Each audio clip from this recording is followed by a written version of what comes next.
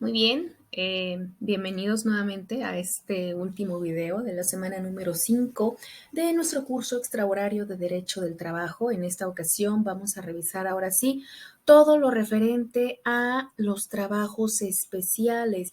Ahora, más que nada, yo más que llamarle trabajos especiales, me gustaría llamarle los diferentes tipos de trabajo que existen y las características que conlleva cada uno. Entonces, aquí vamos a hablar en primer lugar acerca de las relaciones laborales entre patrón y trabajadores. Recuerden que estas ya habíamos visto que están reguladas desde la Constitución Política de los Estados Unidos Mexicanos en su artículo 123. De ahí se derivan las leyes reglamentarias, en primer lugar, la Ley Federal del Trabajo, Ley del Seguro Social, Ley del Infonavit, normas oficiales mexicanas, etcétera, etcétera, al final de cuentas fuentes de nuestra materia. Ahora bien, en el caso de la Ley Federal del Trabajo, la que principalmente norma y da más bien los lineamientos de esta parte de las relaciones laborales, como ya lo venimos viendo a lo largo del curso, y establece las obligaciones y derechos que tienen tanto patrones como trabajadores. Ahora bien, dentro de la gran cantidad de disposiciones que establece la Ley Federal del Trabajo, hay un título específico que nos va a hablar acerca de justamente los trabajos especiales. ¿A qué se refiere eso? Bueno, como les platiqué, a los diferentes tipos de trabajos que existen y los derechos y obligaciones aplicables tanto a patrones como a trabajadores de ciertos sectores de la economía, que por sus condiciones de trabajo distintas unas de otras, por su diferente naturaleza, etcétera, es necesario que se regulen. Entonces, vamos a hacer mención aquí en primer lugar, bueno, ya les di la pequeña introducción de lo que vamos a hablar en este punto. Esto viene a partir del artículo 181 y hasta el 353U de la Ley Federal del Trabajo, en donde se especifica los capítulos relacionados a cada uno de estos trabajos especiales, los cuales vamos a abordar a continuación. Ahora, cuando hablamos de las normas o de estas especificaciones que se dan en la Ley Federal del Trabajo de cada uno de estos tipos de trabajadores, vamos a ver cómo se aplican las normas de trabajo para cada uno de ellos. Primero que nada, vamos a hablar, por ejemplo, de los que son trabajadores de confianza. Y en este punto, ¿qué nos dice? Los trabajadores de confianza no podrán participar en actividades sindicales. Esta es una de sus principales características, ni pertenecer a un sindicato, no cuentan con ciertas prestaciones a diferencia de los empleados que son de base o de planta, no pueden participar en la revisión de un contrato colectivo de trabajo. Sin embargo, sí se podrán extender los beneficios que se establecen en los contratos colectivos de trabajo, a menos que en el mismo contrato no se permita que tengan los beneficios, pues dependiendo de las especificaciones. Ahora bien, en trabajadores de confianza, el patrón podrá rescindir la relación laboral si existe un motivo razonable de pérdida de confianza. Entonces, esto es muy importante en cuanto a las funciones que realizan, por ejemplo, este tipo de trabajadores. Aquí nos indica, normalmente ellos, entre las diversas funciones que realizan, específicamente podemos hablar acerca de dirección, inspección, vigilancia y bueno, se le llama así justamente por la confianza que les brinda el patrón a este tipo de trabajadores, de personas físicas. Ahora bien, bueno, pues aquí es lo que les acabo de mencionar. Vamos a hablar ahora. Aquí tenemos los agentes comerciales, que en su momento también los habíamos mencionado un poquito de manera muy general, cuando hablábamos acerca de vendedores de seguros, de algún producto, de algún bien, de los cuales ellos pues ganan un salario de este tipo por comisión, por venta de producto o de bien mueble o inmueble, dependiendo. Entonces aquí en el 291 de la Ley Federal del Trabajo también se nos señala la causa de rescisión de este tipo de contrato de trabajadores agentes de comercio. Y vamos a pasar con otro que son los deportistas profesionales. Y bien, ¿qué es lo que sucede con este tipo trabajadores. También está reglamentados ellos en la Ley Federal del Trabajo como deportistas profesionales. Hablemos, por ejemplo, de los jugadores de fútbol, de béisbol, de frontón, de box, los luchadores y otros semejantes. Entonces, estos trabajadores pueden ser contratados por tiempo determinado, por tiempo indeterminado, por una o varias temporadas o eventos o funciones o espectáculos, etcétera. Ahora bien, estos trabajadores también pueden ser transferidos de empresa a empresa o a un club previo su consentimiento y participan de cierta manera de una prima por transferencia, por lo menos del 25% de la operación que ellos van a realizar. Entonces, las obligaciones de estos trabajadores, entre otras, pudiéramos decir que son someterse a las medidas de disciplina del club o de la empresa que los contrate, acudir a las prácticas o a los entrenamientos y a las concentraciones, efectuar los viajes, el tiempo que sea necesario o para el tiempo que se les haya contratado para dichos eventos, funciones y respetar estos lineamientos, estos reglamentos de los que estamos hablando. Ahora, vamos a hablar de los trabajadores a domicilio. Y primero que nada, aquí mi pregunta es un poco de reflexión. ¿Qué se considera un trabajo a domicilio? Por ejemplo, un jardinero, un plomero, un carpintero, em, personas que realizan cualquier actividad que sea directamente en domicilio ajeno. Pues vamos a ver entonces que de acuerdo a la Ley Federal del Trabajo, un trabajador a domicilio es aquel que es un trabajo a domicilio, es aquel que se ejecuta habitualmente para un patrón en el domicilio, ya sea del trabajador o en un local elegido libremente por él o por el patrón, y sin la vigilancia, normalmente sin la vigilancia ni la dirección inmediata de un patrón. Entonces aquí también es importante mencionar que el trabajo a domicilio es el que se realiza a distancia utilizando tecnologías de la información o comunicación.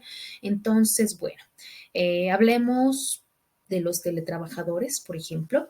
Se considera que es el patrón en este caso eh, las personas que dan ese trabajo y que, bueno, dicha actividad se va a realizar en el domicilio de la persona, sea que se suministren o no los útiles, los materiales, las herramientas para trabajar.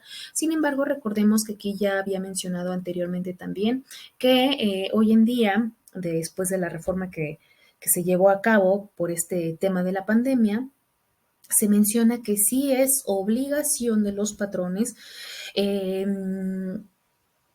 brindar todas las herramientas útiles, materiales e instrumentos necesarios para que el trabajador a domicilio realice las actividades propias a la naturaleza del trabajo para el cual fue contratado. Entonces aquí regresamos, trabaja a domicilio, es la persona que trabaja personalmente o con la ayuda de más personas para un patrón o una empresa. Un patrón, una persona física o una persona moral, pues, y el patrón tiene la obligación de fijar las tarifas de salario, importante, en lugar visible, proporcionar los materiales que ya mencioné, recibir el trabajo, hacer el pago del salario que corresponda, hacer constar eh, todas las obligaciones y prohibiciones que en este caso correspondan por parte de un patrón y por parte de un trabajador. ¿Ok? Ahora vamos, por ejemplo, con el siguiente tipo de trabajo que nos dice aquel que se lleva a cabo en hoteles, restaurantes, bares o cualquier otro establecimiento análogo, cafetería, lo que a ustedes se les ocurra. Entonces, ¿qué es lo que sucede con este tipo de trabajos o de trabajadores de hoteles, de casas de asistencia, de restaurantes, de fondas, de cafeterías, de bares y otros establecimientos análogos o similares, pues quedan comprendidos también en este capítulo de trabajos especiales y que es importante rescatar de esta parte. En cuanto al salario de los trabajadores, se debe considerar que forman parte de este también las propinas que se reciben. Si no se establece un porcentaje eh, sobre lo que se consume, pues entonces se debe establecer el aumento al salario para el caso de las indemnizaciones. En este punto, el patrón tiene la obligación de dar a los trabajadores la alimentación, la cual debe ser sana, abundante y nutritiva y bueno, pues llevar todas las características que implican una dieta de acuerdo a la OMS, de acuerdo a las normas oficiales mexicanas, etcétera, etcétera. Entonces, el trabajador tiene la obligación de atender con esmero, con cortesía a la clientela del establecimiento, es decir, también cuidar su trabajo con esmero, con gusto, etcétera. En cuanto a la industria familiar corresponde. En primer lugar, ¿qué se considera una industria familiar? Bueno, más que nada, son aquellos talleres familiares en donde exclusivamente trabajan los cónyuges y muchas veces pueden ser ascendientes, descendientes o pupilos, etcétera. A una industria familiar no le aplican como tal las disposiciones de la Ley Federal del Trabajo, es decir, no se considera que exista una relación laboral de subordinación entre los integrantes de la familia que la integran. Lo que sí aplican son las normas en relación con todo lo que tiene que ver con seguridad y con higiene del trabajo. Entonces, bueno, esto de acuerdo al artículo 352 de la Ley Federal del Trabajo. Y vamos a pasar con aquellos trabajos en universidades e instituciones de educación superior por la ley. Aquí, ¿qué podemos mencionar al respecto? Bueno, en este capítulo se reglamenta básicamente las relaciones laborales entre los trabajadores administrativos, académicos y las universidades e instituciones de educación superior autónomas por ley. En este punto vamos a hablar entonces de que el trabajador académico puede ser contratado ya sea por jornada completa, por medio tiempo, por horas clase. Y hablando de manera muy general, un trabajador académico es la persona que presta servicios de docencia o de investigación en las universidades o instituciones de educación, llámense públicas o privadas.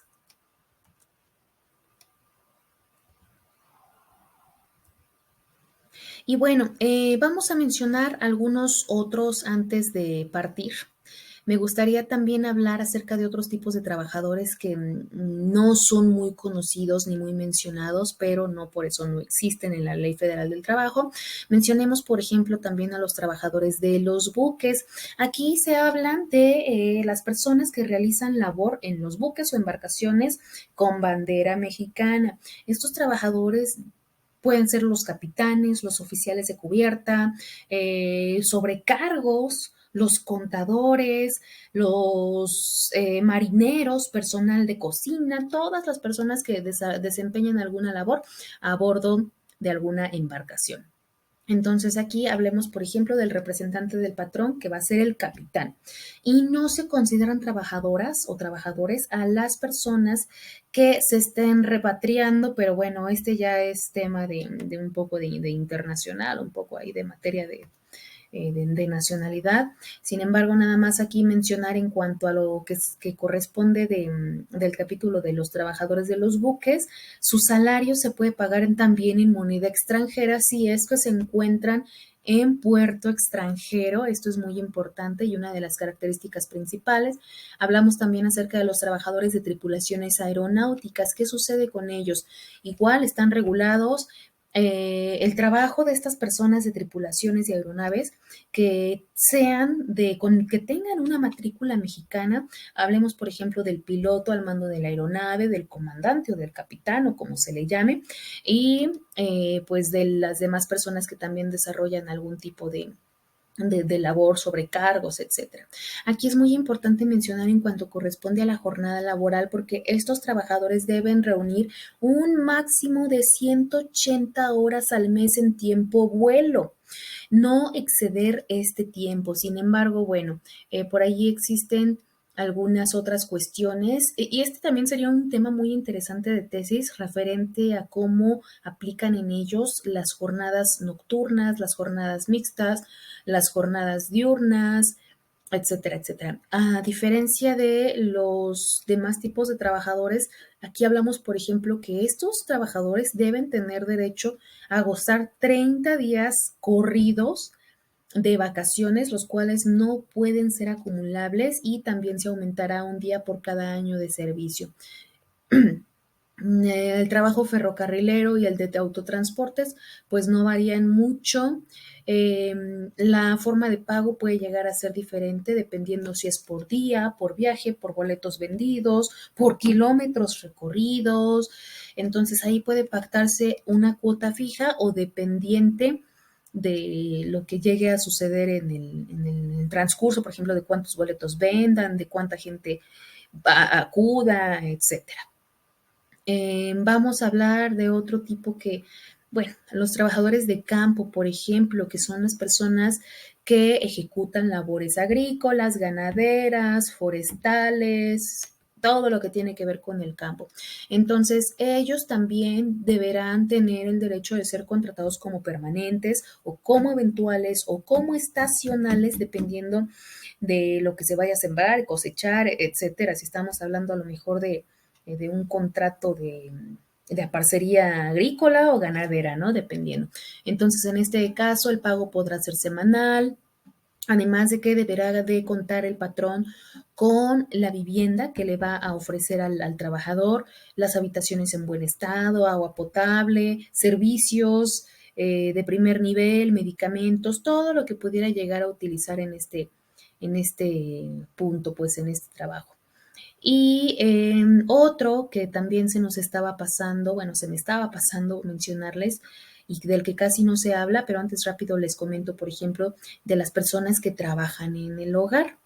Em, Fíjense que fue hasta 2019 que estas personas trabajadoras, empleadas o empleados domésticos hasta 2019 consiguieron el derecho a la seguridad social por parte de sus patrones, por lo que los patrones entonces hoy día tienen la obligación de dar seguridad social, es decir, IMSS, a aquellos que se consideren trabajadores del hogar, es decir, que realicen actividades de aseo, de limpieza, de asistencia, de niñera o cualquier otra actividad inherente al hogar, de cuidar algún viejito, etcétera.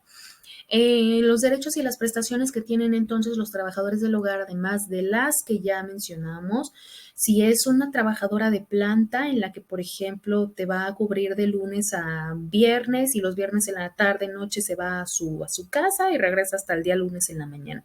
Entonces, aquí es importante mencionar que el patrón deberá brindar alimentación, alojamiento cuando así proceda, como les comento, y bueno, pues todas las comodidades y las medidas higiénicas básicas, por lo menos, así como la alimentación que debe ser también saludable. Y bueno, pues yo creo que esto del tema de trabajadores especiales es lo más importante. Por último, les comento, por ejemplo, ¿qué pasa con los trabajadores que valga la redundancia, que hacen una labor de botargueros? Ojo, porque este es otro tipo de trabajo en el que por la naturaleza de la actividad que realizan, pongamos el ejemplo más sencillo, que es el doctor Simi, que todos hemos visto, todos conocemos, no puede estar más de 4 horas adentro de la botarga por la deshidratación que puede provocar y, bueno, daños a la salud, que pueden ir desde un desmayo hasta algún otro accidente ahí en su en la ejecución de su labor. Entonces, bueno, pues son temas muy interesantes, espero les haya gustado, espero hayan aprendido. Si tienen dudas, no duden en contactarme, que a la brevedad responderé cada una de sus inquietudes. Muchas gracias.